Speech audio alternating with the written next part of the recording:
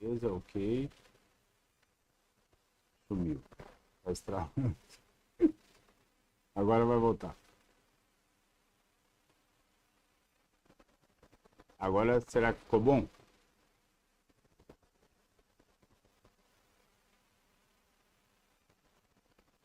E agora, tá legal ou tá péssimo? Se não, tava ruim, agora piorou. Agora sim ou agora piorou? Natasha, tá me confundindo. Agora sim? Agora sim, agora ficou legal. Ficou top? Show, agora sim, agora sim. Agora ficou bom. Legal. Vamos lá. Vamos ver. Tá bom. Aí, galera. Vamos lá, deixa eu ver aqui. Eu vou deixar o chat aqui do ladinho. Vocês vão falando comigo que eu tô vendo, tá? Vou acompanhando. Permissão, controle, iniciar a gravação. Iniciar a gravação. Gravando. O que é isso aqui? Beleza? Então vamos lá. Agora o negócio ficou sério. Quer ver? Deixa eu ver como é que dá pra fazer aqui. Ó, vocês vão ver que legal. Dá para ouvir apenas um chiado bem pequeno, mas dá para assistir. Ah, e tá um chiado ainda? Não é possível. Por que tá chiado, hein? Ô, coisa chata, meu. Será que tá chiado?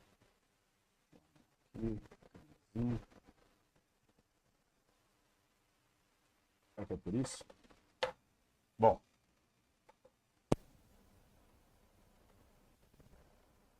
Desliguei. Ah, tem que ligar. Ah, e tem um botão. Legal. Um chiado bem pouco fica oscilando. É, eu acho que deve ser o do notebook. Se eu jogar fora o notebook, eu... Tá? Vamos que vamos.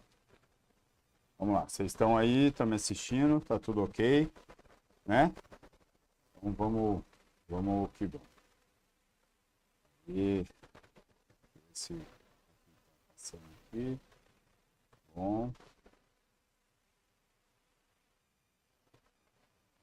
Beleza. Ok. Fechou. Então, aqui. 3. Muito legal esse negócio que dá, a gente fica sem limite de tempo. Da frente até às 5 horas da manhã. E aí, vamos lá. Processo penal, beleza? Processo penal, nós vamos ver processo penal. Tem até a fotinha de vocês aqui, tá bem bacana. Vamos lá. Tomara que não esteja chiando muito. Depois eu vou... Aliás, é verdade, acho que dá pra eu ver, né? Pra ver como é que vocês estão assistindo. Pra ver se não tá uma grande merda. Meu celular é melhor. E a gente vai estudar então processo penal. Vamos ver isso aqui, ó que legal. Olha eu ali. Vocês estão vendo? Não é legal? Eu fico até no áudio ali. Aqui, tá? E... Top, top. Top, vamos lá. Deixa eu escutar como é que eu tô aqui. Deixa eu ver o áudio, como é que tá.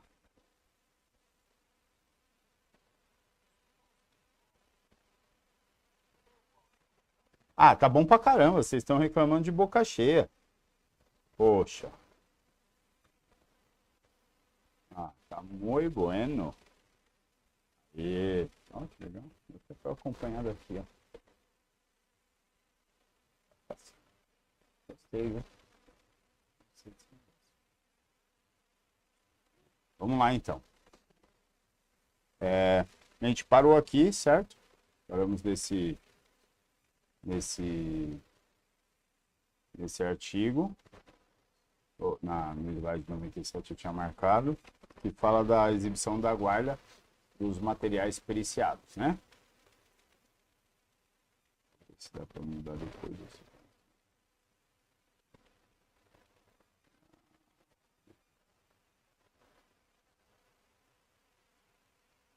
Depois, se eu quero mudar, cadê onde eu mudo?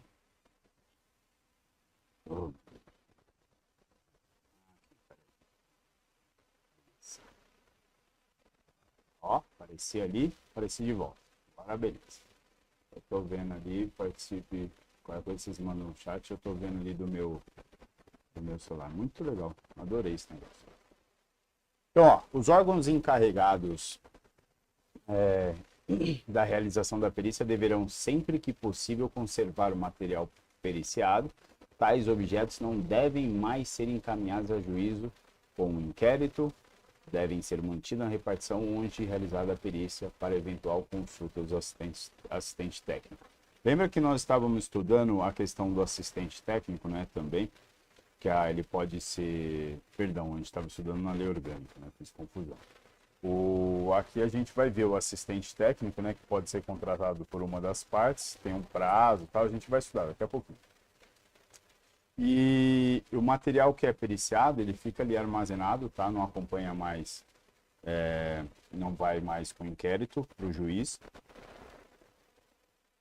E ele fica guardado ali para se algum assistente técnico quiser consultar, analisar, tá? Para verificação. Isso aqui eu não acho tão importante. Aqui o exame por precatória. O exame por precatória, deixa eu ver se foi correto aqui. O exame por precatória, ele é caso precisa fazer, né, um exame em um local distante. Então, se precisar fazer o local distante, o juiz ele manda um perito lá do local para fazer esse exame. Deixa eu ver se está certo. Tá certinho. Tá, então, se, por exemplo, o cara, o perito, ele que vai examinar, ele mora longe do local onde está armazenado aquele vestígio. Então, é determinado um perito lá do local para fazer esse exame, né, que é por carta precatória. Nós já vimos um pouquinho, né, a respeito de carta precatória. Qualquer coisa, pessoal, se tiver dando problema aí, alguma coisa assim, vocês vão me avisando, tá? Eu tô acompanhando aqui pelo chat. Tá, então, ó. Aí o juízo de precado vai nomear um perito, né? Eles pedem para o juiz ali da cidade, do local onde tem que ser feito o exame de corpo de delito.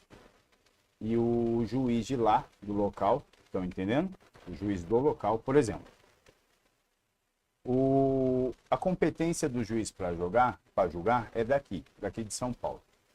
Só que tem um material que foi recolhido na cena do crime que aconteceu que uma das partes do crime aconteceu em Campinas.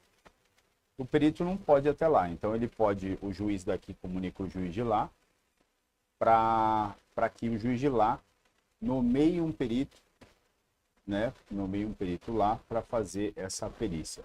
Nós temos uma exceção, que é no caso de ação de iniciativa privada, o querelante ou o querelado, entrando em acordo, podem custear o perito nomeado pelo juiz deprecante em relação ao seu deslocamento até a comarca onde dará o exame. Então, o que está falando aqui? Se for de iniciativa privada, ação penal de iniciativa privada, né, aqueles crimes que a vítima, quem é o titular da ação penal é a vítima, né, com o seu representante, com o seu advogado, né, diferente dos crimes de ação penal pública, que o titular da ação penal é o promotor de justiça.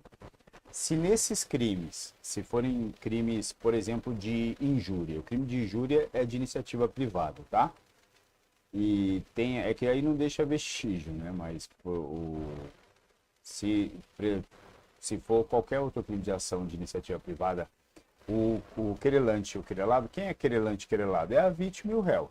Se as partes combinarem, entrarem em um acordo para custear as despesas do perito, né, do perito daqui, para que ele vá até lá, porque de repente é mais interessante, aí pode fazer, tá? Eles pagam a viagem do perito e eles acabam, o perito daqui acaba indo até lá para fazer essa perícia, tá? Agora eu mexo na câmera, aí o slide ele sai. Eu vou tirar minha câmera para ficar melhor, senão fica dando bisu.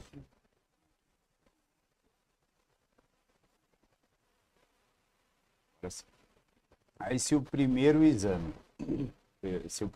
pericial tiver sido incompleto, vai fazer um exame complementar por determinação da autoridade policial ou judiciária, de ofício a requerimento do MP, do ofendido, do acusado ou do advogado. Né? Como assim exame pericial incompleto?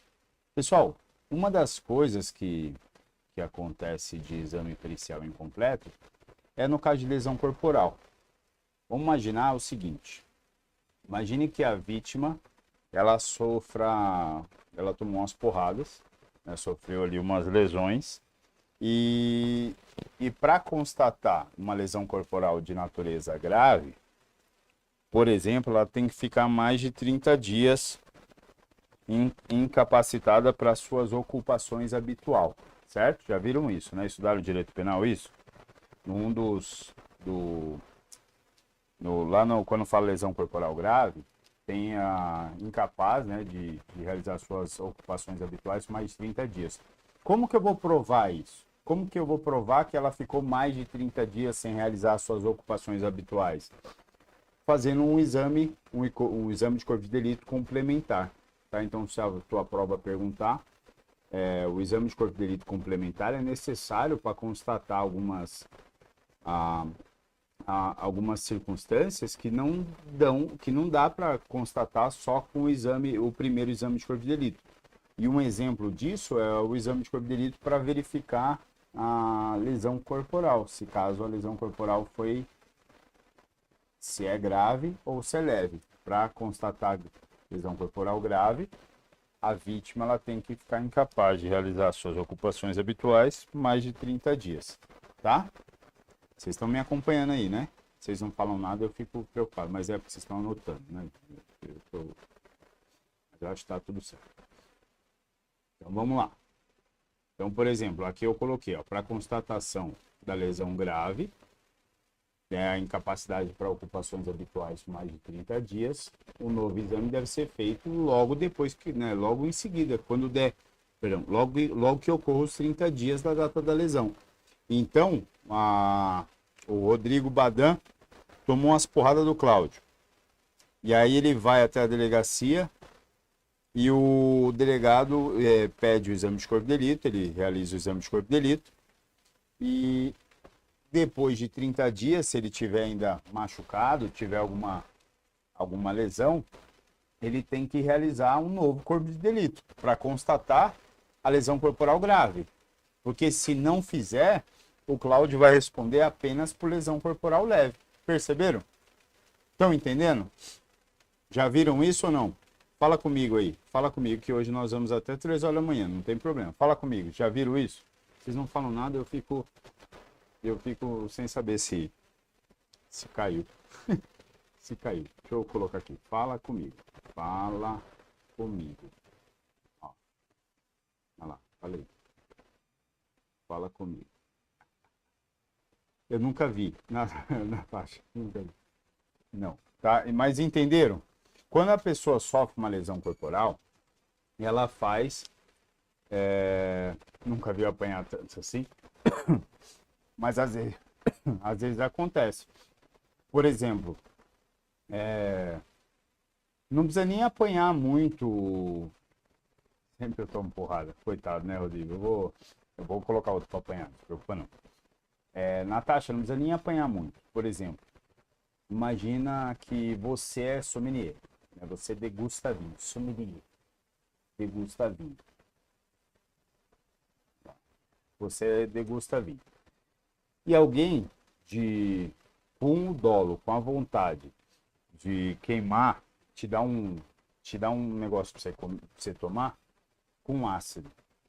E você prejudica toda a sua língua. Você não consegue a sua ocupação habitual, Natasha, você que é uma mulher super chique, Cadê a Marjorie falar nisso, hein? Eu tô sentindo falta da Marjorie. Cadê a Marjorie? Você é a mulher super chique, e aí você degusta vinho, você é sommelier.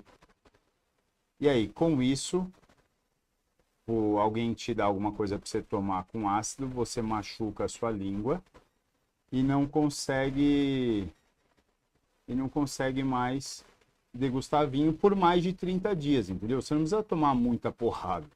Basta com que você não fique, que você não consiga degustar os seus vinhos por mais de 30 dias, porque isso faz parte da sua ocupação habitual, já configura a lesão corporal grave, tá?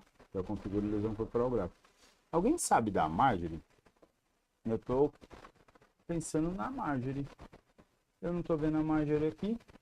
Não tá respondendo. Cadê? Cadê a Marjorie? Eu mandei mensagem pra ela lá. Se ela tiver... Ai, ela tá aqui.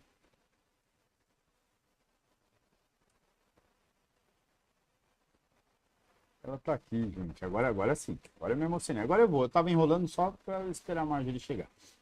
Então vamos lá. Olha só. Então é isso, tá? Aqui vocês entenderam. Mais 30 dias, verifica, faz o exame de corpo de delito complementar. O que os peritos vão verificar, né, nesses exames? A causa e o lugar onde houver começado, então pode fazer o exame de corpo de delito e, se necessário, complementar depois de 30 dias uma causa e o lugar onde começou um incêndio, por exemplo. Perdão, aqui não tem, aqui é em relação a incêndio.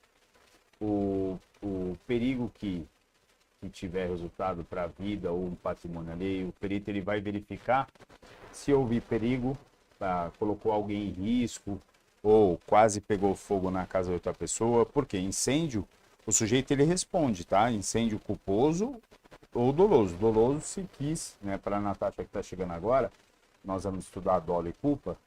O dolo é quando o cara quer, e a culpa é quando o cara não quer. Depois eu vou te passar algumas coisas também, Natasha, sobre tudo isso, tá? O básico do básico. Pessoal, a Natasha, quem puder, vai ajudando ela no grupo, tá? A Natasha é nova. A Natasha é minha colega de hipismo. Ela faz hipismo lá junto com o meu treinador, o Felipe. E ela tá começando do zero, tá? Então, vocês sempre vão dando uma orientada, que eu falei bem pra caramba de vocês aí no grupo. Falei que vocês sempre se ajudam. Então, no incêndio, o perito ele tem que verificar a causa do incêndio, onde começou, né, o como começou. Foi um sujeito que derrubou uma vela? Foi um sujeito que botou fogo de propósito? A extensão do dano e o seu valor. Lembra que pegou fogo lá no Brás, né, na igreja, tal, pegou fogo? Então eles foram até lá, isso rendeu um tempão, eles ficaram verificando o que aconteceu, qual foi o dano, se colocou em risco alguém. Teve aquele prédio, né, que o povo costumava, que invadiram, e aí eles costumavam jogar lixo, lembra? Lixo no poço do elevador, e aí os gases do lixo acabou provocando um sério incêndio lá, umas explosões, e o prédio desabou. Vocês lembram disso? Tinha até um cara com um monte de dinheiro lá dentro, um negócio meio maluco, tá? Então isso que o perito tem que verificar no caso de incêndio. Isso aqui é muito bom. Lembra que isso aqui eu já falei com vocês, que é o caso se vocês estiverem lá fazendo BO, vocês têm que lembrar sempre disso. Rompimento de obstáculo. Quando se tem o furto com rompimento de obstáculo, é necessário que se verifique o que aconteceu, como que foi rompido, né? Os peritos vão lá. Então, vocês, quando estiverem fazendo boletim de ocorrência, se for um furto com rompimento de obstáculo, vocês não podem esquecer de acionar a perícia. Lembra que eu já falei isso para vocês? Tem que acionar a perícia. A perícia tem que ir até lá, né? Não pode deixar a vítima mexer, arrumar a porta, porque às vezes ela chega na delegacia e já fala, ó, já mexi na porta, já arrumei, porque não dá para deixar a porta aberta. Aí vocês não vão requisitar a perícia e vão mencionar no boletim de ocorrência que a vítima já acabou adulterando ali o local do crime e justamente por isso que não acionou a perícia. Os peritos eles vão preservar parte do material examinado, né, para atender eventual necessidade contra a prova, vai ficar guardado, por exemplo, maconha. A plantação de maconha, eles queimam a maconha e guardam um pouquinho para, se caso precisar de uma perícia complementar, né, se de repente tem o autor, né, o cara foi preso porque ele plantou a maconha. Se consegue salvar a aula, dá para gravar a tela, eu acho. Ou eu acho que essa minha aula ela fica guardada no YouTube, se vocês precisarem, tá? Ou grava a tela. Mas no YouTube vai ficar. Só não vai ficar aberta, mas aí sempre que vocês precisarem, eu mando o link para vocês assistirem, tá? Então, o cara foi preso porque ele tinha uma plantação de maconha. E de um tempo depois, ele contrata um assistente técnico para provar que aquilo ali não era plantação de maconha, era qualquer outra coisa, menos maconha. E aí os peritos têm que armazenar um pouquinho daquela quantidade que foi guardada, tá? Para verificar se para mais à frente, se for requisitado aí um exame complementar, eles têm como provar que era realmente maconha. É isso que está dizendo aqui. Os exames dos instrumentos de crime, né, serão sujeitos a exames dos instrumentos empregados para a prática da infração, a fim de se lhes verificar a natureza e a eficiência. Então, por exemplo, a arma utilizada vai ser realizada a balística, né? O projétil vai ser comparado se aquela arma que foi encontrada no local do crime foi a mesma utilizada para matar a pessoa. Então, eles vão verificar o projétil que está dentro do corpo da pessoa, do cadáver ali, e vão comparar com o projétil que está na arma, né? Com os raios do cano, as raias do cano, para ver se batem um com o outro, tá? Os instrumentos, faca, para ser analisado o corte no corpo da vítima junto com a lâmina ali encontrada, tudo isso. Aqui é meio que basicão, caligráfico ou grafotécnico. Só para quem, por exemplo, a Natasha que está chegando agora, a gente está estudando processo penal, estamos vendo provas. O que pode ser utilizado de prova numa ação penal. Isso aqui é importante para você, viu, Natasha? Você fica arrumando encrenca por aí, respondendo processo, processando os outros, é bom para você saber o que pode servir de prova. Para o exame servirão quaisquer documentos que podem ser indicados pelo agente ou reconhecidos judicialmente como escrito por ele. Tá? Então, um documento, por exemplo, falsificação de documento, né, um crime de contrafé pública, né, falsificação de documento público, documento particular. Então, vai ser verificado aí a letra, por exemplo, o cara preencheu algum documento lá que realmente tinha que ser preenchido à mão e colocou informações de outra pessoa para conseguir algum benefício. Então, é verificado se é a mesma letra. Isso tem. Até na academia de polícia, vocês vão verificar, vão aprender sobre isso, tá? Vão aprender, vão verificar, vão aprender a analisar a letra da pessoa, se é dela mesma, vão ter comparações, vão ter aula disso aí, é muito legal. Nada impede que sejam requisitados documentos existentes em repartições públicas e até mesmo que a diligência lá se realize caso o documento não possa ser removido. Então, algum documento que não possa sair da repartição, né, o cara falsificou, mas é um documento que não dá para sair da repartição.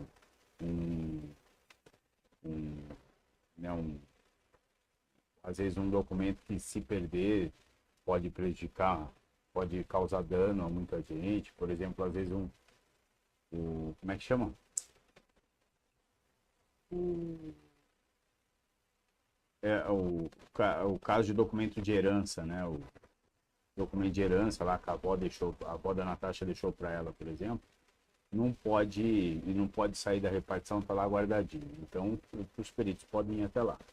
Quando não houver escritos para comparação ou forem insuficientes, a autoridade mandará que a pessoa escreva o que for ditado. Isso aqui pode cair na prova, tá? Então, se não tem nada escrito para comparar, para fazer a comparação, porque acharam um documento escrito lá no local de crime, e não tem nada para fazer a comparação. Então, eles mandam, por exemplo, até se o cara já estiver preso, pede para o cara escrever, o juiz vai ditar algumas coisas para o cara escrever e o cara vai escrever. E não adianta mudar não, viu? O cara que é perito nisso, perito em caligrafia ou grafotécnico, o cara sabe quando o sujeito está enganando. Aqui é no caso de autópsia. Isso aqui já caiu. Isso aqui já caiu na tua prova, viu? Vê se vocês anotem aí. Aqui fala assim: excepcionalmente pode ser dispensada a necrópsia quando a morte for violenta e inexistindo qualquer dúvida quanto à sua causa. Nessa hipótese, faz somente o exame externo do cadáver. A tua prova, ela pergunta isso. Isso aqui costuma cair bastante em prova. Quando que a necrópsia é dispensada? Pessoal, a necrópsia é dispensada se a morte for... Não houver dúvida. Você vê que a pessoa morreu. Como que eu sei que a pessoa morreu? Pessoal, a mulher foi... É que eu falei a mulher porque eu já vi isso, tá? Eu vi muitos anos atrás, onde eu nasci, uma mulher, ela tropeçou na calçada, caiu na rua, bem no momento em que estava passando um ônibus. O ônibus passou em cima da cabeça dela, a cabeça parecia uma... Não é brincadeira não tô zoando não. Parecia uma melancia, fez assim, ó, estourou. Eu era moleque, eu vi isso aí. Você vê como não sai da minha cabeça a cena. Então, nesse caso, não há dúvida. Não há dúvida sobre a morte da pessoa. Alguém tem dúvida se a pessoa ainda está vivendo? Não há o que se falar em dúvida. Então, neste caso, somente vai ser realizado o exame externo do cadáver, tá? O exame externo. O exame, a necrópsia, o exame interno não, tá? Quando for morte violenta e inexistindo qualquer dúvida da causa da morte. Você já sabe que a pessoa morreu. Isso aqui é outra coisa que cai na tua prova. Aliás, vai cair na sua próxima prova, na questão número 59. Eles vão perguntar sobre isso. Vou achar na questão 59, eles vão perguntar referente a esse tema, né? O prazo para se fazer a autópsia. Então, o prazo para se fazer a autópsia, em regra, o perito ele vai guardar até 6 horas após o óbito ser constatado. Então, o médico analisa, é verificada a constatação do óbito, aí depois de 6 horas, um prazo de 6 horas aí é realizado a autópsia do cadáver. Por que 6 horas? Porque é para se ter uma certeza. Às vezes, quando não é morte violenta, então, para se ter certeza, os peritos aguardam 6 horas, tá? A lei determina que seja aguardada essas 6 horas para não abrir lá a pessoa viva, tá? E eu não acho o papel que eu queria pegar para vocês. Deixa aqui. Então, é aguardado 6 horas. Então, isso aí caiu. Eu acho que eu fiz umas 2 provas que perguntaram sobre isso. Então, anota aí no teu caderninho, prazo da autópsia. Coloca aí. Como regra, guarda-se o período de 6 horas após o óbito ser constatado, tá? Aí, essa é a regra. Toda regra tem uma exceção. Salvo se o perito atestar pela evidência e sinais de morte. Então, no caso que eu mencionei com vocês, se o perito mostrar, por exemplo, que a mulher foi atropelada por um ônibus e a cabeça dela explodiu, aí não há que se falar não precisa esperar 6 horas, né? Já sabe que a pessoa morreu mesmo, tá?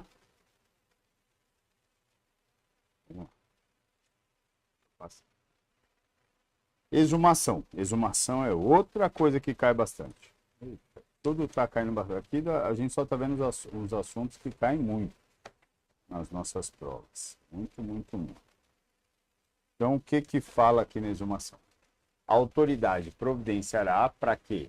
E dia e hora. O que que é exumação? É você desenterrar o cadáver para realizar, por exemplo, um exame complementar. Às vezes tem que se verificar alguma coisa no cadáver e pede para que seja retirado ali do túmulo, né, exumado.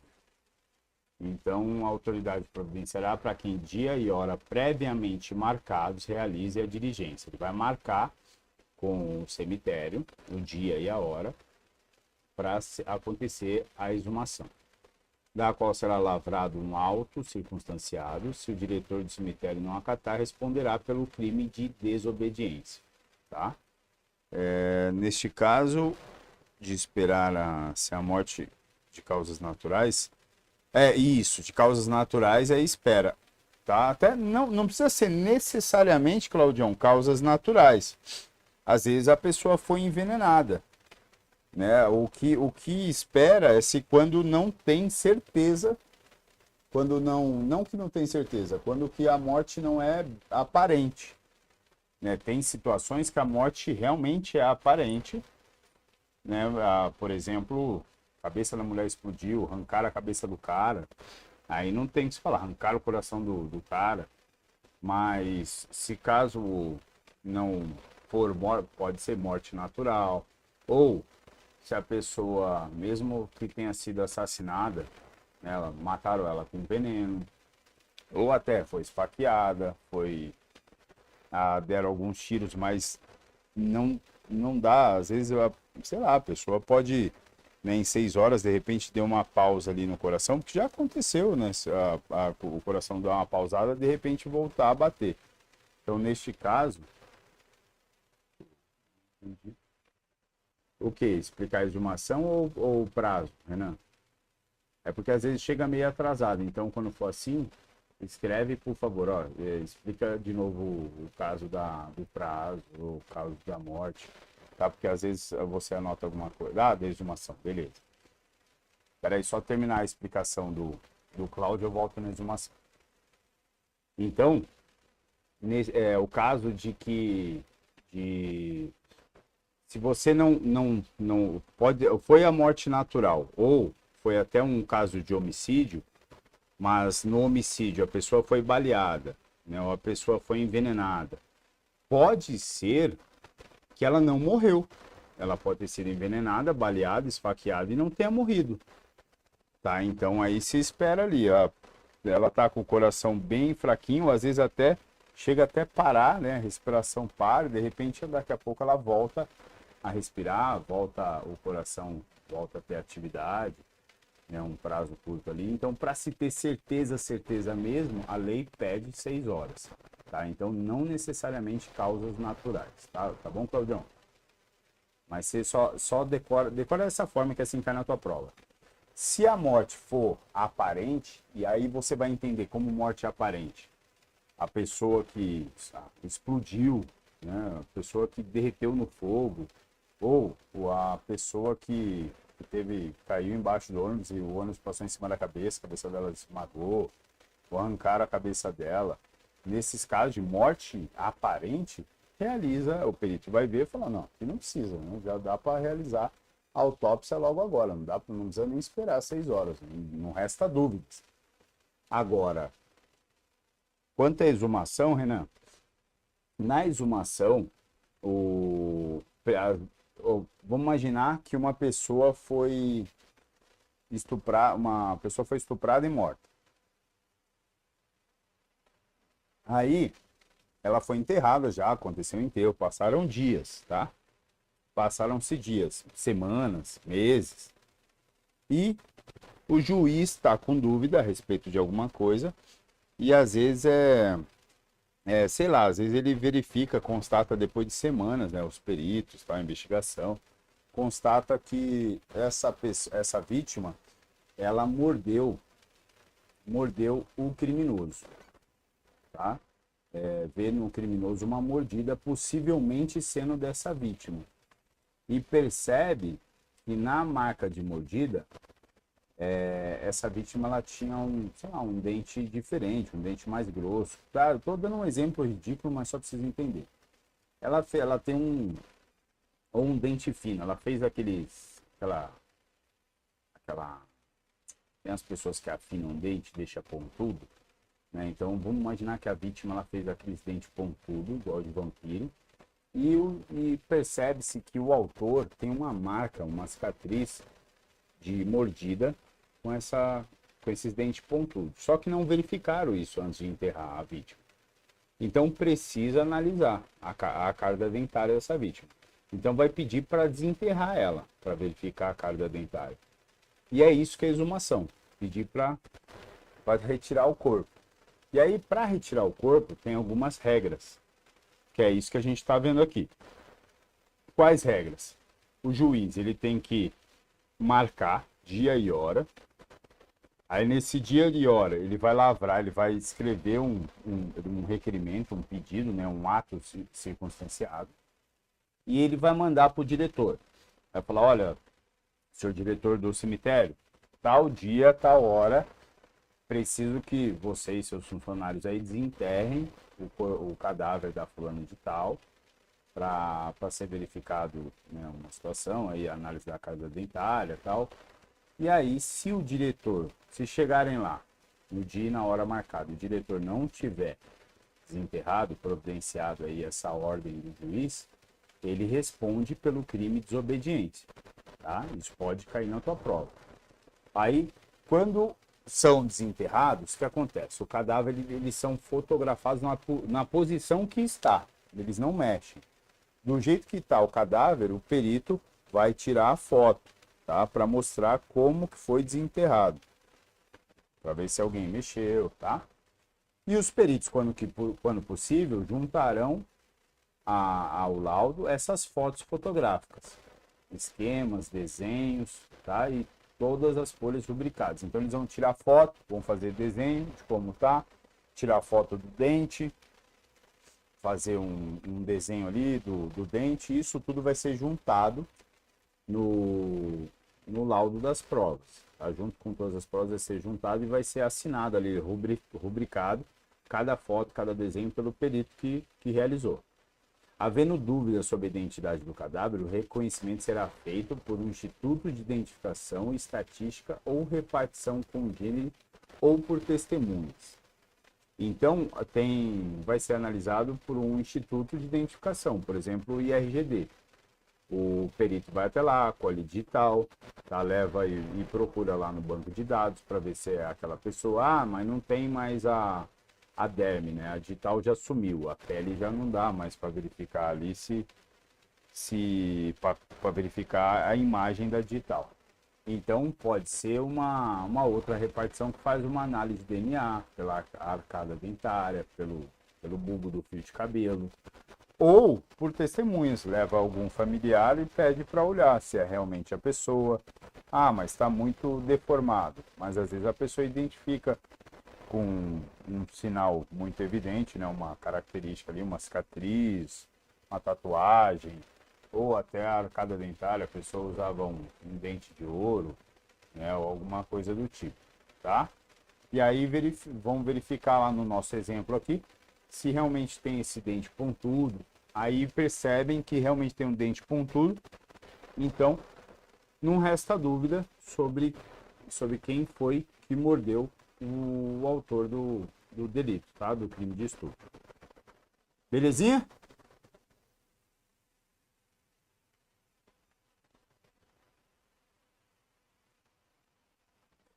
Olha uma questão de delegado de polícia 2008. Que caiu aí para vocês. Havendo dúvida sobre a identidade do cadáver exumado, o reconhecimento se procederá pelo promotor de justiça, por pessoa idônea nomeada pelo delegado de polícia. Primeiro, pessoal, a exumação, ou quem vai determinar é o juiz, tá? Geralmente aí na fase de ação criminal. Não que não possa acontecer, mas ação criminal. E a lei não fala nada de pessoa. Imagina, pessoa idônea nomeada pelo delegado. Que isso? Aí C, pelo Instituto de Identificação e Repartição Congênere ou pela inquirição de testemunhas. E D, por 2 médicos residentes na comarca. O que os 2 médicos residentes na comarca vão fazer? Porque eram amigos da vítima, né? Sempre passava com esses médicos. Aqui meio absurdo as alternativas. Então a resposta certa, aí da prova delegada de Santa Catarina 2008, pelo Instituto de Identificação ou Repartição Congênere ou por testemunhas. Tá? Meio óbvio. Não dá para colocar pessoa idônea nomeada pelo delegado, promotor de justiça. O que o promotor de justiça vai reconhecer? O que o promotor ele tem notório saber jurídico, tá? Ele não sabe fazer reconhecimento de pessoa, ainda mais uma pessoa que ele nunca viu na vida. Imagina, pessoa idônea nomeada pelo delegado, pelo amor de Deus. A autoridade pode negar o pedido da perícia? Se alguém pede, né,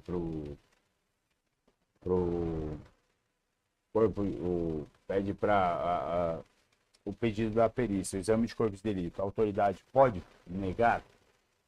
Olha só, o artigo 184 do Código de Processo Penal diz assim: salvo o caso de exame de corpo de delito, o juiz ou a autoridade policial negará a perícia requerida pelas partes quando não for necessária ao esclarecimento da verdade. Então, vamos lá, me acompanhe.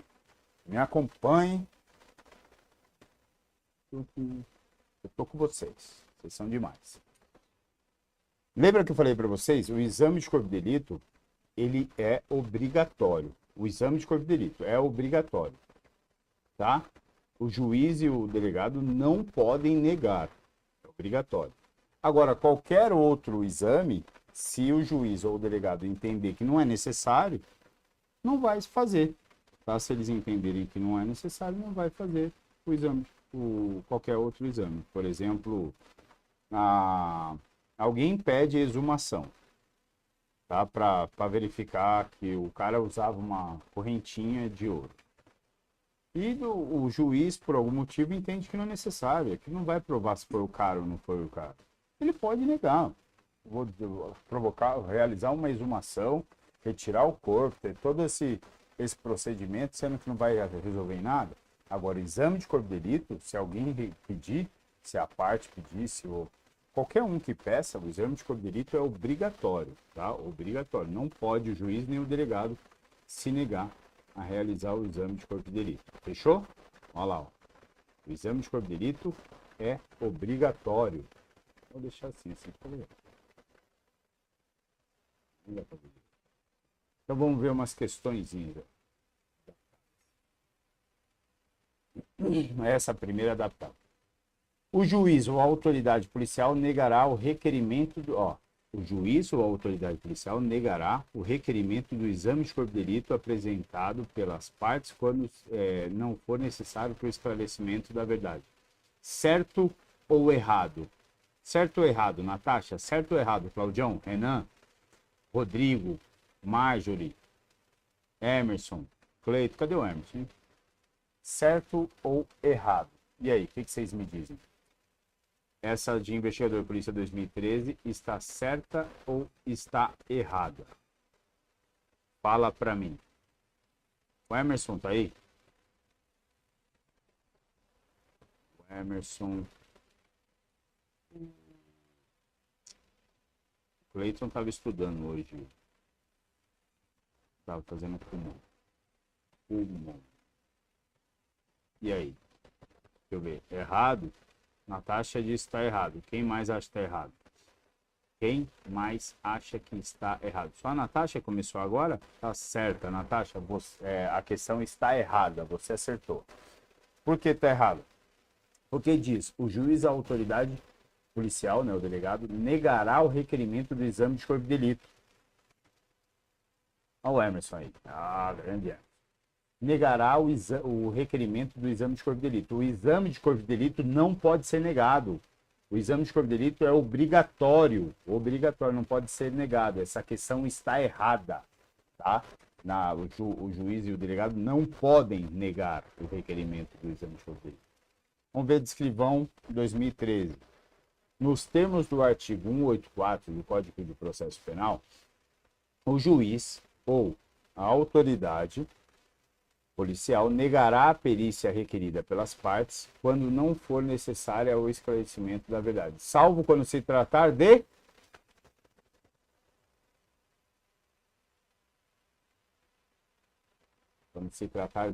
perícia contábil, pedido do Ministério Público, vistoria judicial, pedido do acusado.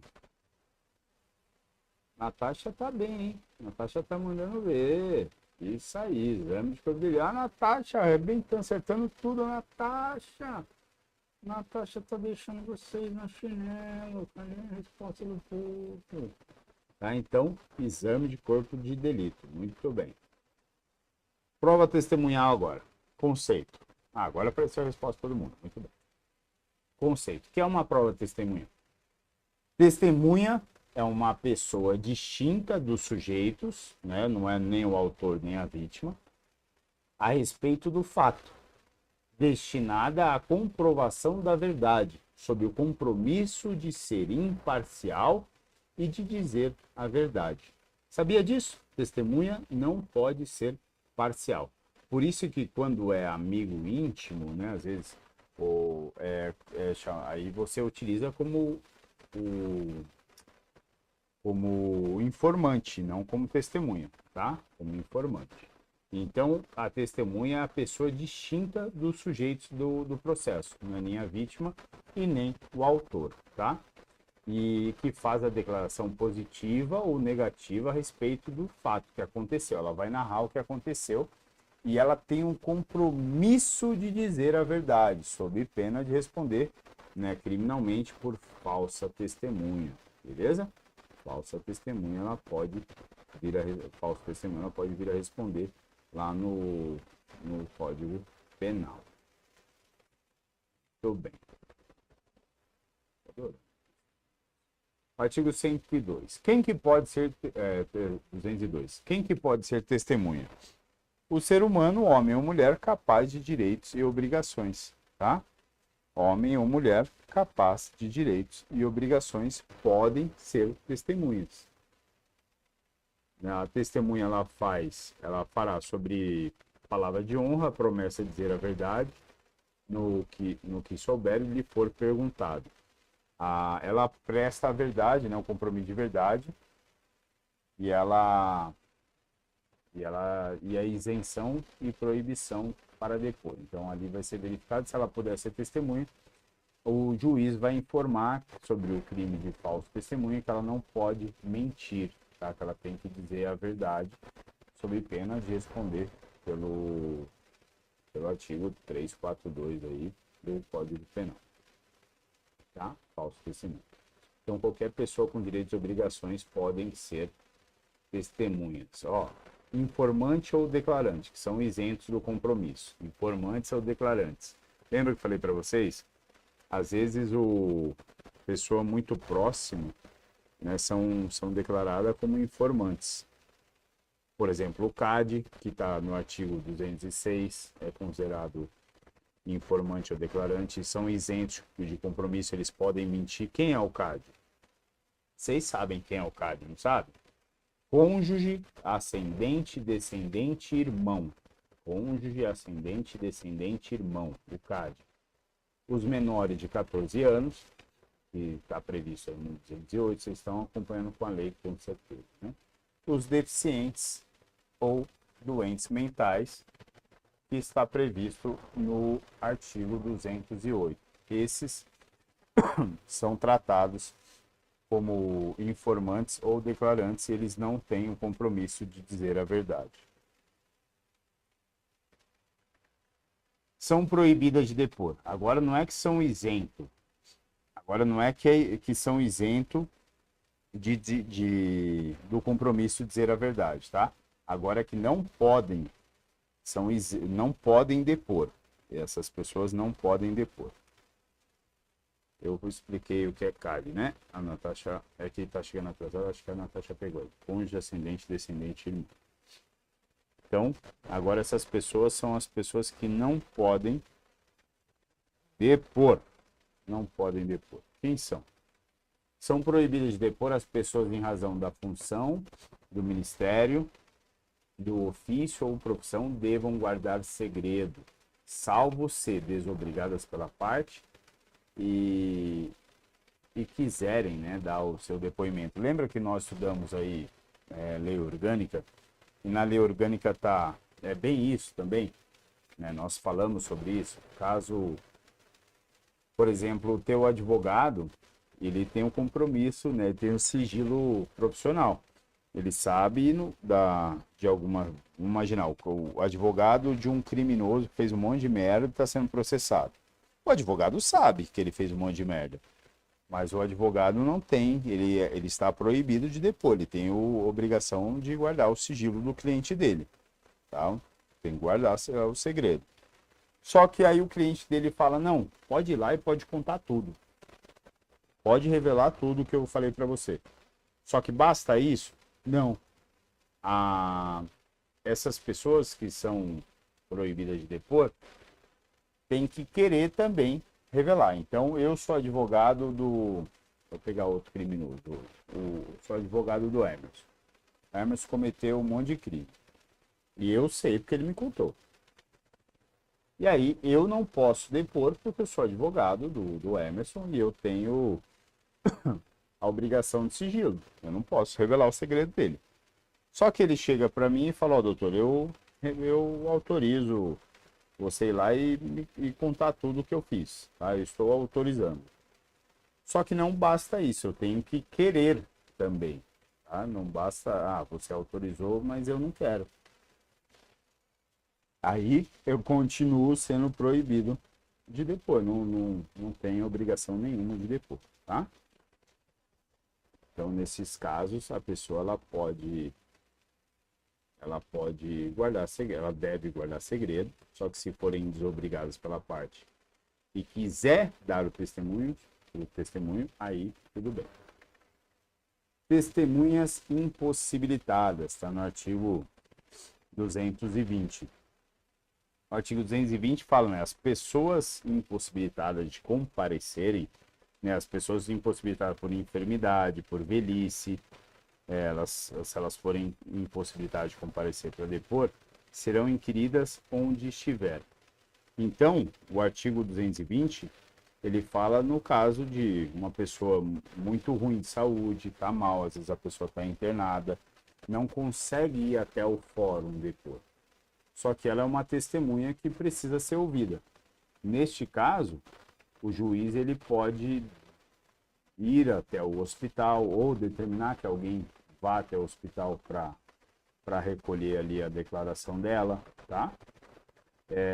Nós falamos sobre isso, né, no caso das provas, dos elementos de informação colhidos no inquérito policial. Lembra disso? Que eu falei para vocês o seguinte, está no artigo 155 até do Código de Processo Penal. O juiz ele não pode fundamentar a sua decisão com elementos informativos colhidos na fase de investigação, tá? Salvo aquelas não cautelares, não repetíveis e antecipadas. Lembra disso? Antecipadas, por exemplo, o caso de uma pessoa muito ruim, internada, entubada com Covid, já está para morrer. E se for esperar a ação penal, né, a gente está na fase de inquérito nesse exemplo. Se for esperar a ação penal, a pessoa vai morrer e não vai dar para ouvir ela lá na ação penal. Então, neste caso, o juiz pode pedir para ouvir, ou no caso do inquérito, né, o delegado pede para alguém ouvir essa testemunha lá no hospital, e isso é utilizado como elemento de informação como prova, né, no processo penal. Então, é isso que está falando 220. Então, na tua prova, eles podem colocar exatamente isso aqui, ó. Deixa eu te mostrar como que vai cair na tua prova. Tua prova, eles podem colocar assim, ó. As pessoas que são impossibilitadas de comparecer, por exemplo, por alguma doença ou velhice, o juiz tem que pedir um transporte para que elas sejam levadas até o fórum. Perceberam como a tua prova brinca? Então ela pode colocar assim que essas pessoas impossibilitadas, elas serão levadas até o fórum com um transporte especializado. Então a prova faz muito isso. Só que não é isso. O correto é, se as pessoas estiverem impossibilitadas de comparecerem por enfermidade ou velhice, elas vão ser inquiridas no local onde estiverem. Então, se a pessoa está no hospital internada, ela vai ser ouvida lá no hospital onde está internada. Se a pessoa está velhinha, não consegue sair de casa, ela vai ser ouvida na casa dela, aonde eles estiverem, tá? É isso que está dizendo aqui no 220 e é dessa forma que cai na sua prova. Autoridades. Certas autoridades têm o direito de serem ouvidas em local, dia e hora previamente ajustado entre eles e o juiz. Por exemplo, o presidente da República, o vice-presidente da República, senador, deputado federal, ministros, tá? E dentre outros. Então, tem autoridades que não é no dia que o juiz determina. Não é, a audiência vai ser dia tal, então tem que comparecer dia tal, como funciona com nós, meros mortais. Neste caso, para essas pessoas, tem que combinar. Falar, ó, senhor presidente, que dia que o senhor pode? Aí vai falar, dia tal. Falar, dia tal eu não consigo. O juiz vai falar, pode ser dia tal? Aí o presidente fala, pode. Então eles vão combinar entre eles. Poderão ainda optar pela prestação de depoimento por escrito.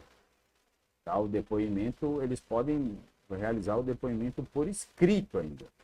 As perguntas serão formuladas pelas partes e, se forem deferidas pelo juiz, são encaminhadas por ofício. Aí, no caso de também presidente da República, vice-presidente do Senado, da Câmara e o presidente do Supremo Tribunal Federal. Então, para essas autoridades, eles podem optar de prestar esse depoimento por escrito. Então, alguém leva lá um papel com perguntas e eles vão responder essas perguntas por escrito ou pede para alguém digitar lá para mandar para o juiz. Beleza? Entenderam até aqui? Tá todo mundo comigo? Estão acompanhando? Não estão entendendo nada? Estão entendendo? Como é que está a situação? Então, para essas autoridades, né, o caso de ministros, no caso de presidente da República, vice-presidente da República, senador, deputado federal, é isso aí, senador, deputado federal, para essas autoridades, eles podem combinar com o juiz dia e hora para serem ouvidos, tá? Para prestar esse depoimento. E o presidente da República também, o vice-presidente, presidente do Senado, o presidente da Câmara, o presidente do Supremo Tribunal Federal. Boa noite, Cleitão. Supremo Tribunal Federal. Para essas autoridades, eles podem optar para realizar o depoimento por escrito, tá? E as perguntas são feitas pelas partes e eles respondem lá por escrito. Vamos votar. Cleitão chegou aí. O Brasil adota o sistema direto de inquirição. O que é esse sistema direto? As perguntas serão formuladas diretamente pelas partes e o juiz indeferirá se as perguntas não tiverem relação com a causa ou forem repetidas. Esse sistema direto de inquirição, a pessoa faz a pergunta diretamente, mas se o juiz entender que essa pergunta não tem sentido, não tem relação nenhuma com o fato, ou já foi perguntado e a pessoa só reformulou, perguntou novamente a mesma coisa, só que de uma maneira diferente. O juiz ele pode entender que uma pessoa não precisa responder, tá? É isso que está dizendo. Caso de videoconferência e retirada do réu da sala de audiência. Olha só como funciona. Isso aí está no 217. O artigo 217 fala assim, se o juiz verificar que a presença do réu poderá causar humilhação, temor ou sério constrangimento à testemunha ou ao ofendido, de modo que prejudique a verdade do depoimento, fará a inquirição por videoconferência. Somente a impossibilidade dessa forma determinará a retirada do réu, prosseguindo na inquirição com a presença do seu defensor. Então entenda o seguinte, que a videoconferência é exceção, tá? Como que funciona? O depoimento do réu vai ser feito presencialmente, tá? Se não der, às vezes o réu provoca medo na testemunha, o réu acaba provocando medo na vítima, né? Ou, né, período de Covid, as audiências, como as audiências agora estão sendo, a maioria, tudo online, tá? Neste caso, o réu, se ele provocar medo, ele pode ser ouvido através de videoconferência, tá? De videoconferência. Ou pode, né, no caso, se não der por videoconferência, ele pode também ser retirado ali da sala de depoimento. Se ele estiver provocando medo a alguma vítima ou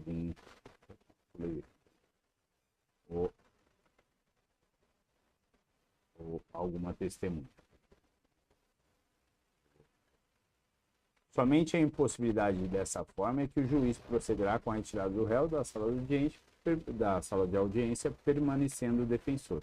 Então, se não der para fazer também por videoconferência, o juiz pede para o réu se retirar, acontece ali a declaração da testemunha, da vítima, só que tem que ficar o defensor, tá? Tem que ficar o advogado do réu.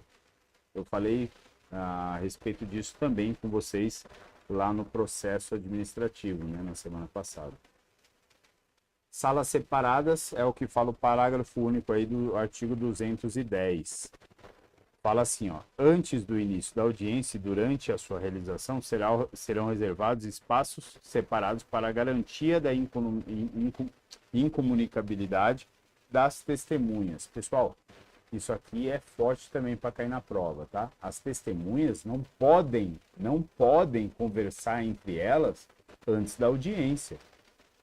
Tá? É meio que óbvio. Se as testemunhas conversarem entre elas, vão combinar lá. Às vezes cada uma tem um depoimento para dar diferente e aí elas combinam lá um testemunho falso, melando todo o processo, tá? No momento da audiência, as testemunhas serão inquiridas individualmente, uma de cada vez, para que uma não saiba nem escute o depoimento das outras. Tá? Assim que funciona. Isso aqui, legal para cair na prova também. Ligeiro. Os militares serão requisitados à autoridade superior.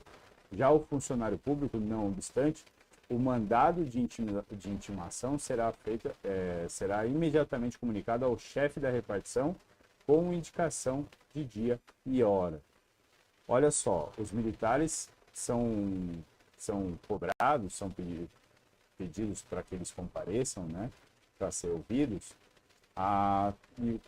através da autoridade imediatamente superior. Então, por exemplo, o cara que é o sargento lá da Força Tática ali do 46º Batalhão, ali no 46, no Ipiranga. Vai ser comunicado ao comandante lá, por exemplo, o tenente que toma conta da companhia, tá?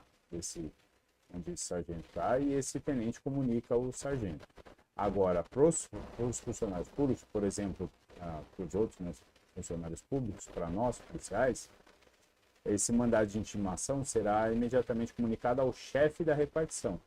Então, como que acontece, né? Quando a gente é requisitado aí para ser ouvido, o caso do investigador, o juiz ele manda esse ofício, essa intimação para o chefe dos investigadores da delegacia, e o chefe da delegacia ele vai ter que pegar a sua assinatura, você vai escrever lá, Eric Becker, aí coloca embaixo, recebido no dia 27/4/2021, às 23h18, às 23h18, tá? Você tem que colocar o dia e a hora que recebeu. É isso que é previsto aí no artigo 221, parágrafo 2º e 3º. E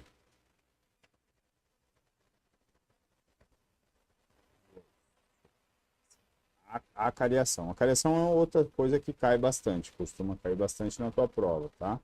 Acariação. A acariação é o tete a tete.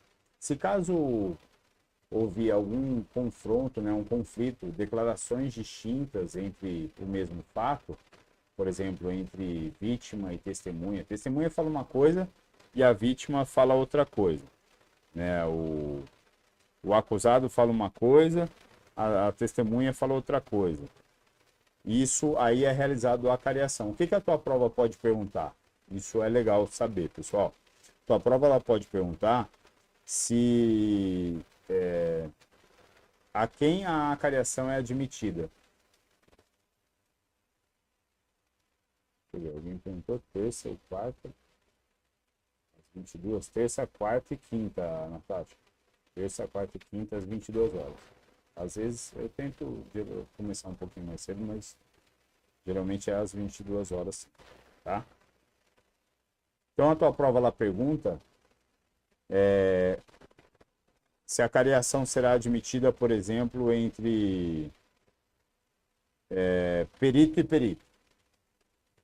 Tá certo ou tá errado? Perito ou perito? Perito contra perito. Tem dois peritos trazendo informações conflitantes. Pode realizar a cariação? Né? Por exemplo, se a tua prova colocar que a cariação... Olha, agora é uma pegadinha violenta, hein? Agora eu vou fazer uma pegadinha nervosa para vocês. Eu vou esperar a resposta de vocês. Pode ser realizado, de acordo com a lei, a acariação entre investigado e indiciado? O que vocês acham? Indiciado e investigado. E aí, sim ou não? Sim ou não? Respondam para mim. Investigado e indiciado. Pode ser realizada a acariação? Sabe, já, ó, estou esperando a resposta de vocês, mas eu vou adiantar. Deixa eu ver a Paula.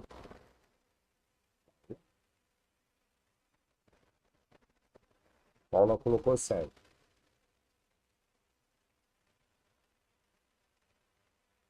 Quem mais? Certo ou errado? Cláudio falou não. Falou não.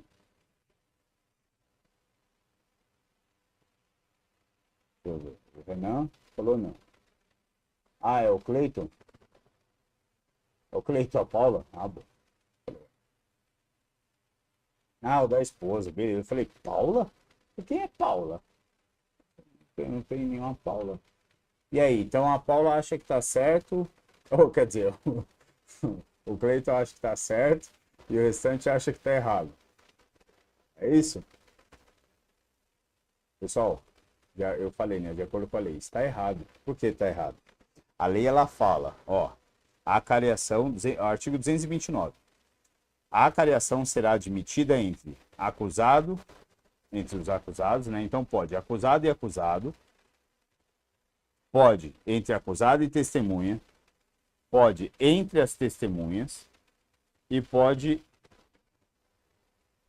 entre acusado ou testemunha e a pessoa ofendida, e entre as pessoas ofendidas, sempre que divergirem em suas declarações sobre fato ou circunstâncias relevantes. Então, de novo, entre os acusados, entre as testemunhas, entre as ofendidas, as vítimas, né? Entre as vítimas, aí podem entre eles acusado e testemunha, acusado e vítima, a testemunha e vítima, testemunha e acusado, tá entre eles. Percebam que em nenhum momento eu falei indiciado ou investigado. Por que não pode essas pessoas? Porque o investigado e o indiciado estão na fase de inquérito. Ah, mas eu não posso colocar frente a frente para fazer uma certa acariação ali na fase de inquérito? Até posso, mas a lei não fala. A lei não fala da fase de inquérito. A lei ela fala que é o ato processual, né? Ela traz, esse é o contexto, né? Que a acariação ela seria um ato processual, aqui é a doutrina, né? Conceituando, que consiste na colocação face a face de duas ou mais pessoas que fizeram declarações distintas sobre o mesmo fato.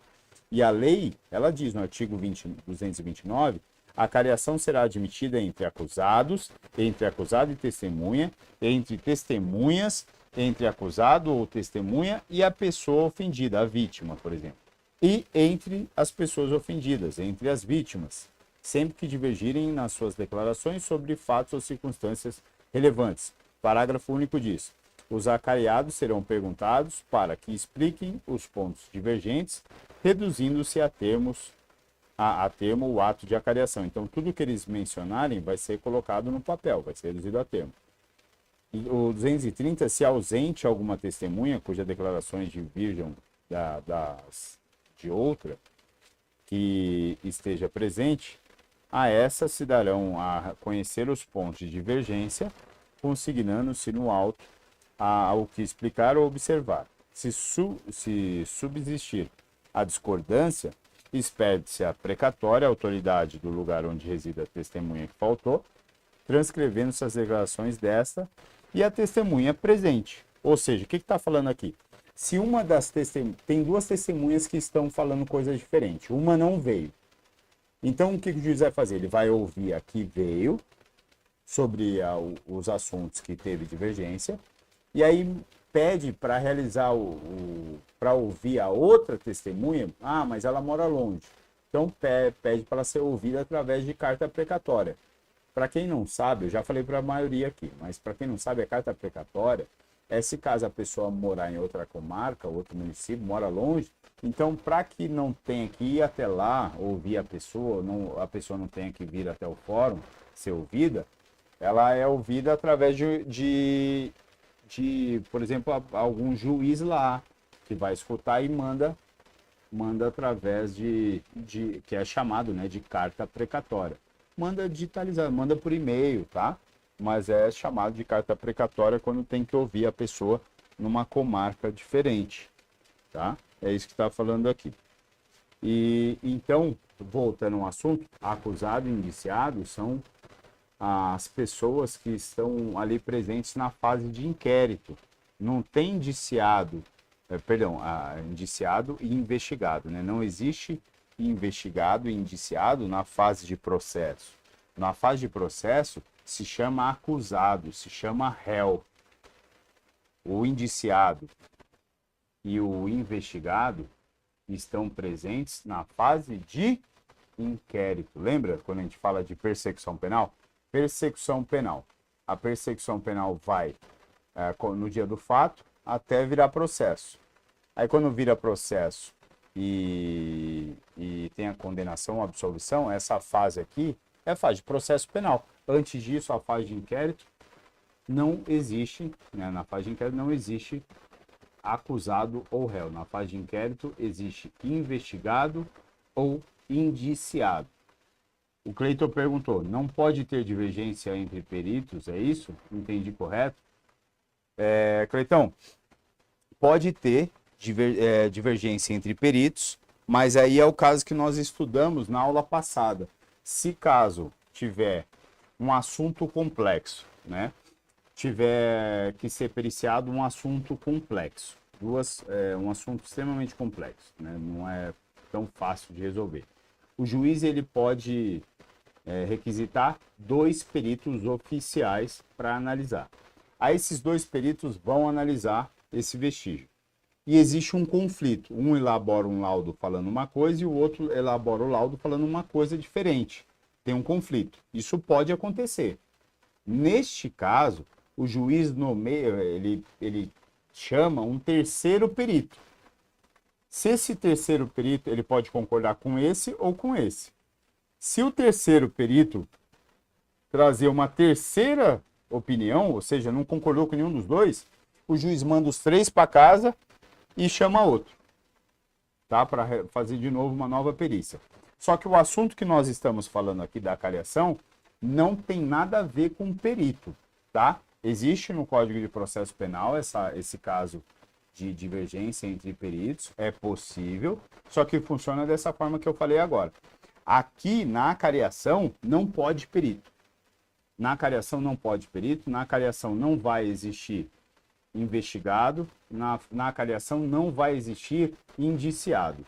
O que vocês precisam colocar no caderno de vocês aí, que a cariação pode ser realizada entre, é isso que vocês vão anotar, entre, eu não sei, aqui acho que não dá para fazer desenho.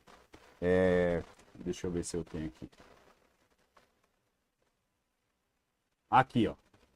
Entre acusados, entre acusado e testemunha, entre testemunhas, entre acusado e vítima e entre vítimas, tá? Você pode colocar aí aqui no final também, entre vítimas, tá? Não, viajou nada, Cleitão. Pô, vocês confundem mesmo. É que eu falei que, né? Não tem perito. E, na verdade, o que você entendeu foi legal. Porque existe a divergência entre peritos ali no laudo. Pode ter.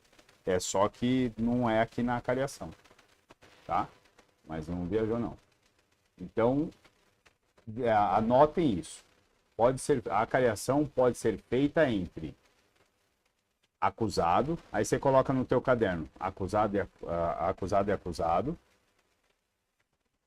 entre acusado e vítima, entre acusado e testemunha, entre testemunhas e entre vítimas, tá? Entre eles, entre essas três pessoas, acusado, vítima e testemunha, pode tudo. Testemunha e testemunha, acusado, acusado, vítima e vítima, aí vítima e acusado, vítima e testemunha, tá? Testemunha e acusado, aí pode entre eles. É possível ser feita por meio de carta precatória. Então, por exemplo, eu sou vítima, o Cleiton é vítima, o Renan é vítima e o Emerson é acusado, a Natasha é acusada, a Marjorie é testemunha, tá? E aí a gente está divergindo entre todo mundo. Cada um está falando uma versão completamente diferente. Parece que nem estava no mesmo lugar. Então pode ser feito entre nós todos. Eu posso fazer com outra vítima, com um acusado, testemunha, tá? Mas lembrem-se desses três nomes, que aí fica fácil para a prova. Testemunha, acusado e vítima. E se a gente morar, mas o Cleiton mora em um lugar muito longe, não dá para ele ficar vindo aqui fazer a cariação. Ele vai ser ouvido lá. Ah, mas a pessoa que ele vai fazer a cariação é o Eric, sou eu. E eu sou ouvido aqui. Não tem problema. Ele vai responder os assuntos de divergência lá, vai ser enviado para cá e eu falo, e eu vou respondendo aqui, tá? Até perceber se tem alguém mentindo ou não. Pode ser determinada ex officio ou mediante provocação. Isso pode cair na tua prova, pessoal. Tá? Pode cair na tua prova. Pode ser requisitada. A tua prova pode colocar que não pode ex officio. O que é ex officio? É o juiz determinar a cariação sem ser provocado, sem o promotor pedir, sem as partes pedirem. Tá? O juiz ele pode entender que tem que haver a cariação sem ninguém pedir e ele pode determinar. Pode sim ex officio, tá? Fechou? Estão comigo? Vamos pro próximo. Questãozinha para... Ih, já apareceu até o falso aqui, ó. Não era para aparecer, é que eu coloquei como foto, aí tá aparecendo. Aqui, já caguetou a resposta. Investigador de polícia adaptado. Mesmo que haja divergência entre as declarações sobre fatos ou circunstâncias relevantes, a acariação não será admitida entre acusado e testemunha. Tá vendo como cai? Natasha, ex officio é o juiz fazer alguma coisa sem ser provocado. Por exemplo, medida protetiva, Natasha. Medida protetiva. Você pode diretamente pedir uma medida protetiva para o juiz? Pode, o juiz ele pode determinar a medida protetiva. Tá? Agora, por exemplo, prisão. Esquece Maria da Penha. Prisão. A Lei Maria da Penha ele pode determinar a prisão preventiva para casos de Maria da Penha, tá? Violência doméstica. Se atendendo os requisitos. Mas esquece esse caso. Todo o resto, todos os demais. Por exemplo, prisão temporária, a prisão preventiva, ela pode, tanto na fase de inquérito, na fase de investigação, logo depois que o cara cometeu o crime, ou depois que ele estiver respondendo um processo penal. Tá? Eu falei até isso na live que eu fiz com a doutora Jaqueline Menon. Na prisão preventiva, ela pode, tanto na fase de inquérito quanto no processo penal. Diferente da prisão temporária, que só pode na fase de inquérito, tá? Só pode na fase de inquérito. Olha só. Aí a palavra não é a pegadinha. É isso mesmo. Prestem atenção. A prisão preventiva, o artigo 311 falava assim que em qualquer fase da persecução penal, na fase de inquérito ou na fase de ação penal, a prisão preventiva é decretada pelo juiz. Decretada. Quem manda prender é o juiz. Tá? Aí colocava assim, vírgula, de ofício, vírgula, se na fase de inquérito policial, se na fase de investigação. De ofício, vírgula, se na fase de ação penal, lá da fase do processo.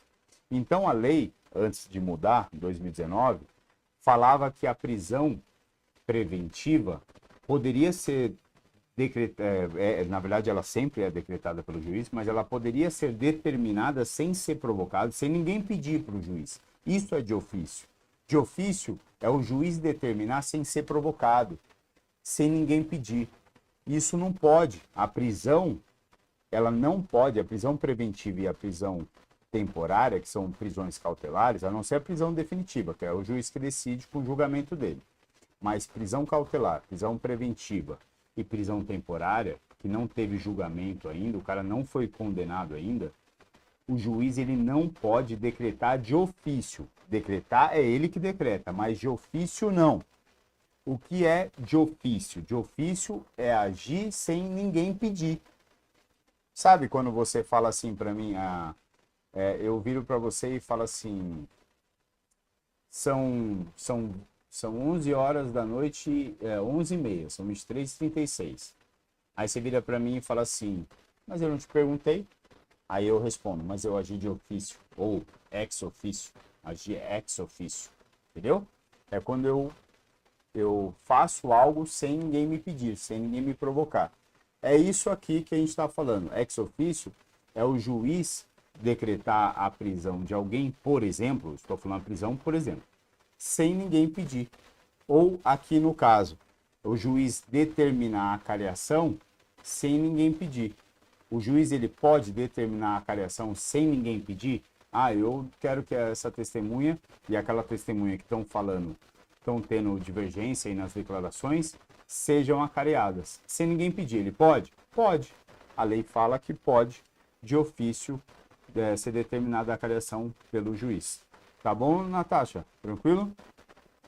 Então vamos lá. Questão de novo. Mesmo que haja divergência nas suas declarações ou sobre declarações sobre fatos ou circunstâncias relevantes, a acariação não será admitida entre acusado e testemunha? Está errado. Está falsa essa afirmativa. Por que está falso? Porque acusado e testemunha pode, acusado e vítima pode, testemunha e vítima pode, e pode entre eles, né? Acusado e acusado, testemunha e vítima, tá? Por isso que está errado. Aqui fala, a acariação não será admitida entre acusado e testemunha. Claro que será. Perceberam como é fácil? É só vocês decorarem, quando a gente fala de acariação, decorem essas três pessoas. Acusado, testemunha e vítima, né? Ou acusado, testemunha e ofendida, né? Que a pessoa lá no processo utiliza não vítima, utiliza a expressão ofendida. Então você vai decorar acusado, testemunha e ofendida. Fácil, fácil. São os papéis públicos ou particulares. O que é isso? Os documentos. Os documentos são os papéis públicos ou particulares dos quais se possam extrair informações a respeito de um fato.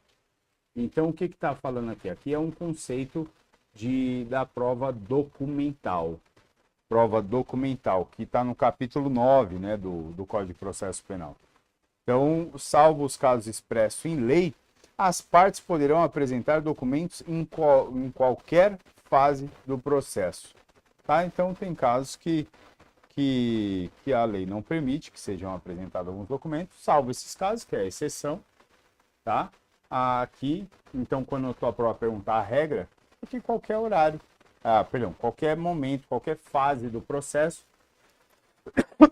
podem ser apresentados documentos. E eu estou falando aqui, né, do conceito de documento, que são os papéis públicos ou particulares de que possa extrair alguma informação a respeito de algum fato. Por exemplo, o Cleiton tem que ser provado que o Cleiton e a Paula são casados. Tem a certidão de casamento, que é um papel público, e dá para extrair essa informação se eles são casados ou não. Então, o que é documento, né? Considera-se documento quaisquer escrito, instrumento ou papel, público ou particular.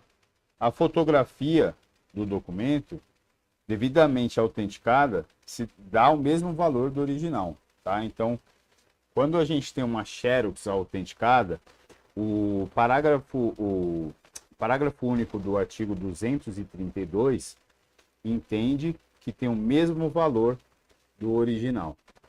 Então, decorem isso, pessoal, porque isso é bom para a prova também. Então, aqui, as cartas particulares interceptadas ou obtidas por meio criminoso são inadmissíveis, tá? Cartas particulares interceptadas ou obtidas por meio criminoso são inadmissíveis. O que diz aqui? Uma carta que foi furtada, subtraída no correio, e lá tem informações sobre um determinado crime, mas furtaram no correio essa carta, ou foram interceptadas de forma ilegal, aqui diz, por meio criminoso, sem autorização do juiz. Essas cartas, esses documentos, podem ser utilizados como prova? Não, porque foi adquirido através de um meio ilegal.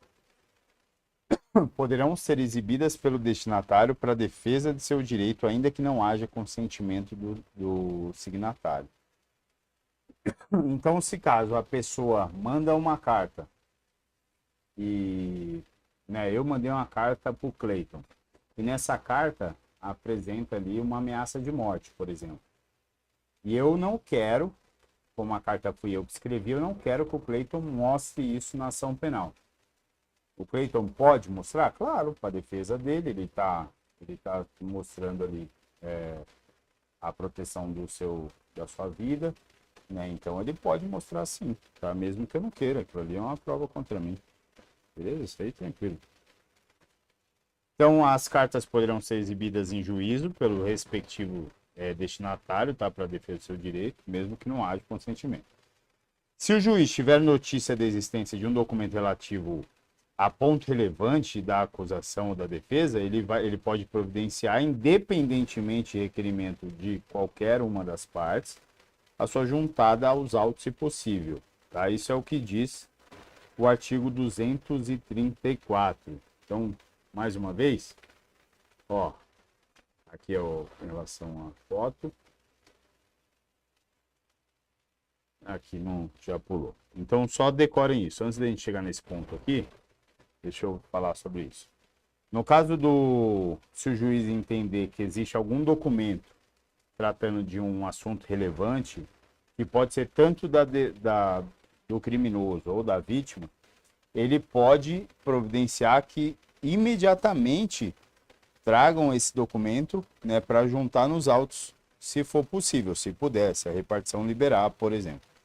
Independente de pedido, tá? Então, aqui de novo, que a Natasha perguntou, né? O que é ex officio? O juiz ele pode determinar a juntada de um documento que ele acha relevante, a juntada nos autos, sem ninguém pedir, tá? Ex officio. Aí agora a gente vai falar de documento de língua estrangeira. Sem prejuízo de juntada imediata, serão necessários traduzidos por tradutor público ou, na falta, uma pessoa idônea nomeada pela autoridade, se caso o documento tiver escrito em outra língua, por exemplo, o mandarim, né? Mandarim está escrito lá cheio de caractere e ninguém consegue traduzir aquilo. Então, vão pedir uma pessoa que saiba ler aqueles caracteres e ele vai ser nomeado, essa pessoa vai ser nomeada para traduzir aquele documento, tá? Nesse caso de o documento escrito por língua estrangeira. Documentos originais. Quando que se devolve, né, os documentos originais? Os documentos originais, quando acontece o final do processo, quando não tem mais motivo relevante que justifique a conservação desses documentos junto com o processo, eles poderão, mediante requerimento, ou seja, a pessoa que é dona do documento tem que pedir, e ouvido o MP, a ser entregue a parte que os produziu, ficando traslado nos autos. Então, vamos lá. Vamos falar sobre isso. Deixa eu ver o que vocês me perguntaram aqui. Os documentos são relevantes ou não? Não entendi se vale ou não. Claro que são. Claro que são. Não, o que eu falei de roubado, por exemplo, a carta que foi... Eu falei duas situações de cartas, tá? Cartas que foram interceptadas ou adquiridas por qualquer outro meio ilegal. Uma carta roubada, uma carta interceptada, né? A polícia vai e pega essa carta no meio do trajeto, né? A carta está chegando, eles vão interceptam essa carta sem autorização judicial, tá? Por meio ilegal. Ou, se alguém subtrai no correio, no caminho, se é adquirido por meio ilegal, não pode. Não pode ser usada, porque foi adquirida por meio ilegal. Tá? A prova ilegal, ela não é utilizada no processo. É isso que eu estou dizendo. Agora, os documentos, se não forem adquiridos por meio ilegal, né, houve uma autorização judicial para a interceptação da carta, né, houve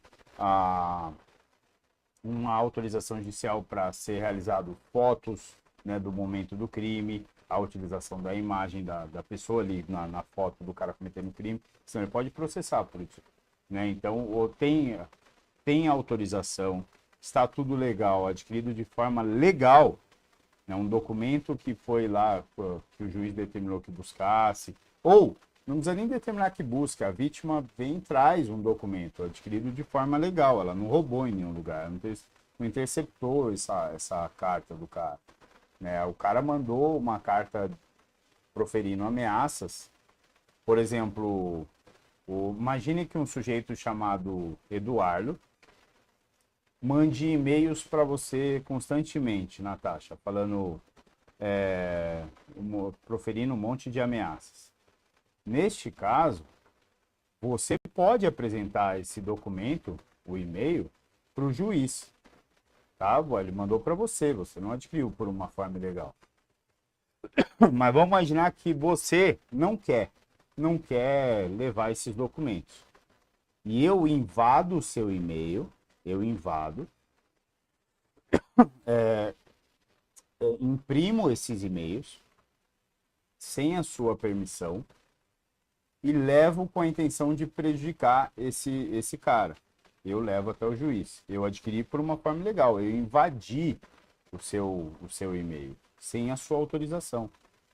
Roubei sua senha, sei lá, hackeei seu e-mail. Uma forma ilegal. Eu não posso usar esse e-mail, porque eu adquiri de forma ilegal. Agora, você pode usar. Você pode levar lá para o juiz e mostrar. Ó, o cara tá me ameaçando. Aí, tranquilo, tá?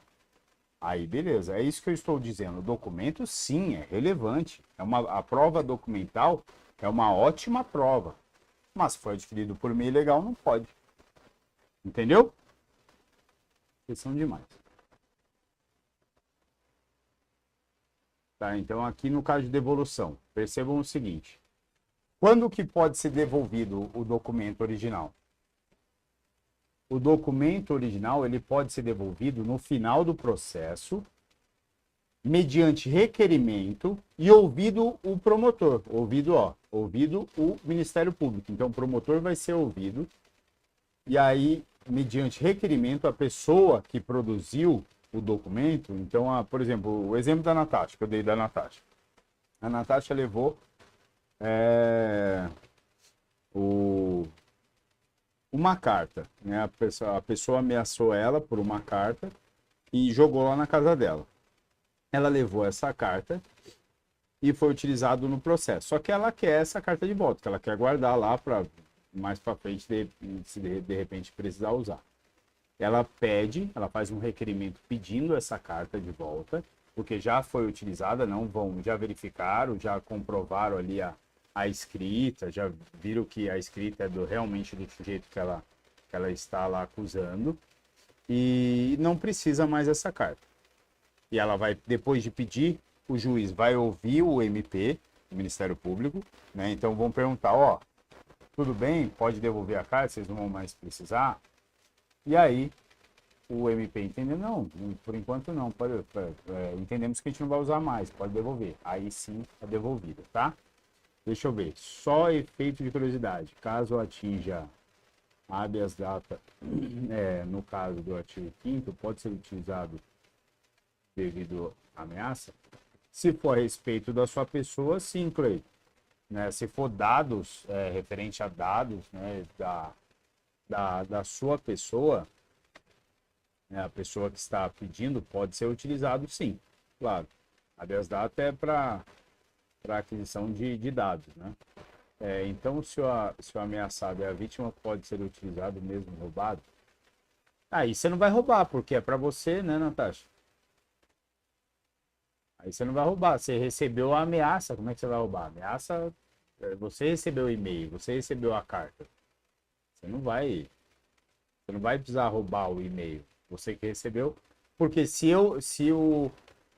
por exemplo, se um tal de Edu manda uma ameaça referente a mim, para mim, só que não manda diretamente para mim, manda para um cara chamado Felipe.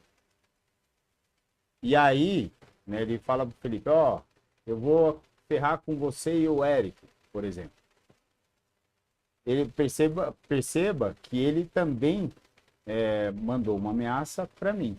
Só que eu não sou vítima, porque tem que ser diretamente para mim, né? Ele não, na verdade, ele não proferiu uma ameaça contra mim. Ele falou, a ameaça foi pro Felipe, mas tinha o meu nome lá, por exemplo. E aí eu invado lá o e-mail do Felipe e pego essa mensagem e levo para o juiz. Eu invado o e-mail do Felipe e utilizo essa mensagem. Aí sim, eu não posso usar, porque primeiro, eu não sou vítima e segundo, eu adquiri de forma ilegal. Tá? É simples assim. Não precisa viajar muito não, Natasha. Na verdade, eu estou explicando até para mais aqui. Mas esquece tudo isso. Pensa só no seguinte.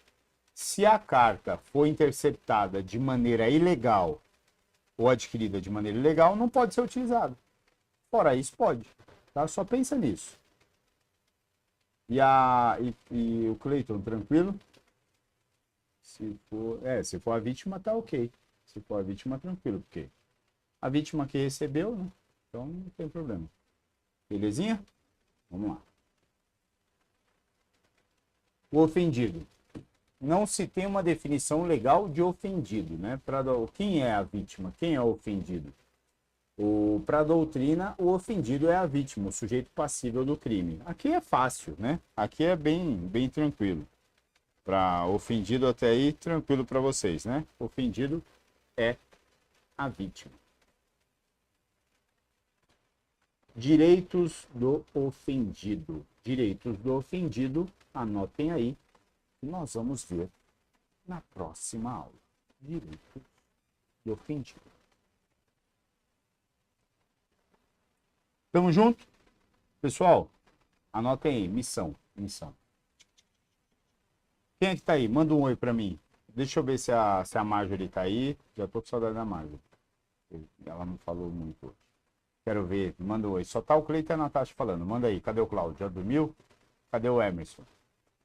Cadê o Renan? Cadê o Rodrigo? Manda um oi. O Cláudio sempre dormiu ou sempre tá aí? Não entendi. Anota aí. Anotem no caderno de vocês.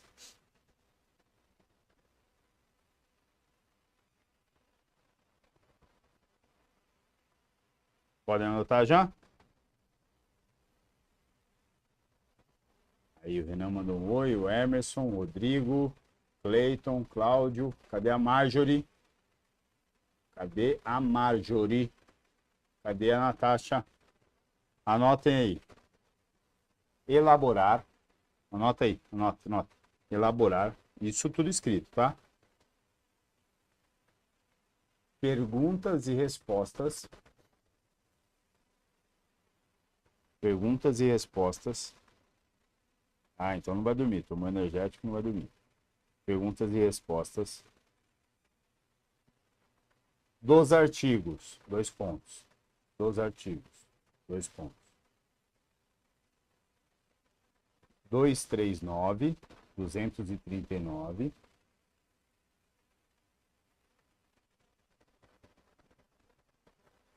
Até o 250, parágrafo 2º. 239 até o 250, parágrafo 2º do Código de Processo Penal.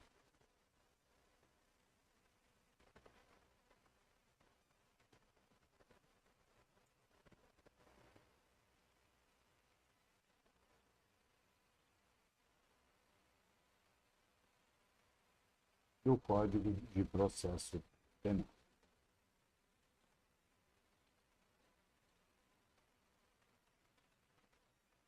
Anotaram?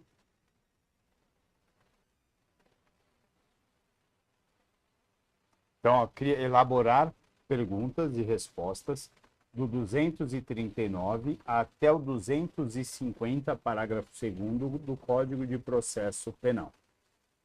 Tá? O que vocês vão fazer? Para a Natasha também entender. Vocês vão, por exemplo, pegar uma questão aqui, ó. Eu vou pegar o 244. A busca pessoal independerá de mandado, ou seja, para prisão precisa de mandado, né? Mandado judicial, de ordem judicial. A busca pessoal, revistar alguém, não precisa de mandado. Não, a busca pessoal independerá de mandado. No caso de prisão, ou quando houver fundada suspeita de que a pessoa esteja na posse de arma proibida ou de objetos ou papéis que constituam um corpo de delito, ou quando a medida for determinada para o curso de busca domiciliar. Então, o que diz aqui, ó? A busca, você pode criar essa pergunta. A busca pessoal depende de mandado? Isso é uma pergunta que você pode fazer no teu caderno. Aí você vai responder. A busca pessoal independerá de mandado, vírgula, de acordo com o artigo 244 do Código de Processo Penal. Tá vendo? Criei uma pergunta e uma resposta. Outra. No caso de prisão, ou quando houver fundada suspeita de que a pessoa esteja na posse de arma proibida ou de objetos, papéis que constituam um delito, ou quando a medida foi determinada no curso da busca domiciliar. Então, aqui não precisa de mandado, tá? Se houver a fundada suspeita de que a pessoa esteja na posse de uma arma, né? Então, você pode criar uma outra pergunta, ó.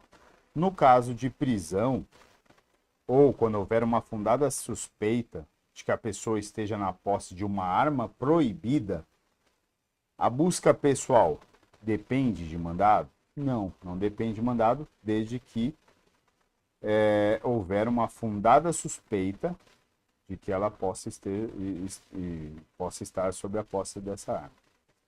O 245, as buscas domiciliares são executadas de dia, lembra? Mandado judicial, durante o dia, salvo se o morador consentir que se realizem à noite. Aí você pode perguntar, você pode fazer essa questão. Em que momento as buscas domiciliares serão executadas? Aí você pode colocar no teu caderno exatamente assim. De acordo com o 245 do Código de Processo Penal, a busca domiciliar poderá ser realizada durante o dia. Tá? Durante o dia. Aí você pode ainda acrescentar, de acordo com o artigo 5º, inciso 11 da Constituição Federal, que menciona que a a invasão, que refere sobre a invasão ao domicílio, né? O agente, o policial, por exemplo, ele pode entrar no domicílio em algumas circunstâncias, para prestar socorro, flagrante delito, se alguém tiver em flagrante, caso de desastre, para socorrer alguém, ou somente durante o dia, com mandado judicial. Então, o mandado judicial autoriza o cara a entrar na casa, só que durante o dia. Quando que é dia? Aí a gente entende que é da doutrina que fala, né? Das 6 da manhã às 6 da noite. Tem vários doutrinadores. Tem gente que fala que é da aurora ao crepúsculo, né? Do amanhecer ao anoitecer. Só que prevalece das 6 da manhã às 6 da noite, tá? Das 6 da manhã às 18 da noite. É isso que prevalece. Então, mas a pergunta que eu falei para vocês, eu posso invadir um domicílio com ordem judicial? Posso. Em que período? Durante o dia. Somente durante o dia? Somente. Salvo se o morador consentir. Se o morador deixar entrar, não quer entrar, quer verificar, aí você pode. Aí pode entrar, tá? Beleza até aqui? Eu ia falar mais coisa, mas se eu falar vai bagunçar a cabeça de, por exemplo, da Natasha, está começando agora. E aí vocês vão criar essas perguntas e respostas durante esses artigos, tá bom, Natasha? Entendeu o que é para fazer? Além de todo de direito constitucional que eu mandei para vocês. Beleza, pessoal? Tranquilo? Alguma dúvida até aqui?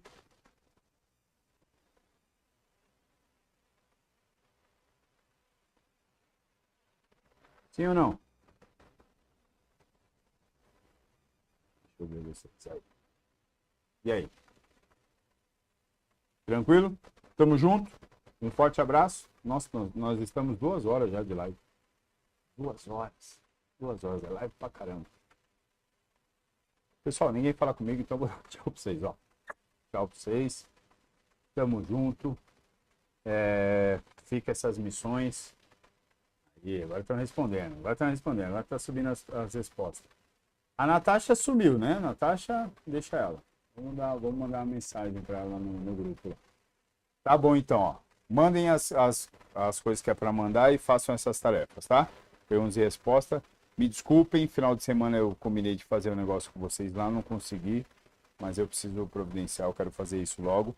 E lembrando que talvez domingo agora a gente tenha aula presencial, tá? Boa noite, aula presencial domingo. Ó, beijo, boa noite para vocês.